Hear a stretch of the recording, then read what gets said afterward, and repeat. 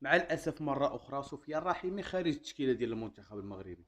غير باغي نعرف واحد الحاجه، شنو خص هاد الدري هذا، هاد الوليد هذا، شنو خصو باش انه تعطى ليه فرصه مع المنتخب المغربي؟ لاعب اللي كيقدم كلشي مع العيال الاماراتي، ولكن حاليا افضل جناح كاين في المغرب هو سفيان الرحيمي. كيقدم اداء اللي كبير بزاف، ممكن يمشي لاي نادي اوروبي ويقدم فيه الاضافه ويعطي فيه بزاف. لاعب اللي واعر، لاعب اللي باقي صغير، لاعب اللي سريع، ولاعب اللي مهاري. اشنو الذنب ديال هذا اللاعب هذا؟ واش حيت رجاوي؟ حيت رجاوي داكشي علاش ما عيطتوش ليه؟ ما فهمتش انا، خصوصا ان والد الركراكي يتسول على هذا السؤال هذا. قال لي علاش رحيمي ما كتعيطوش عليه؟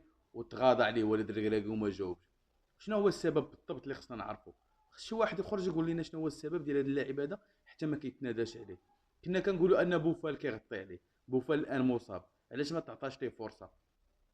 شي حوايج راه ماشي هي هذيك. والله لاعب اللي كيستحق انه يكون في المنتخب المغربي، ولاعب اللي كيتقاتل، ولاعب اللي كيبغي بلادو.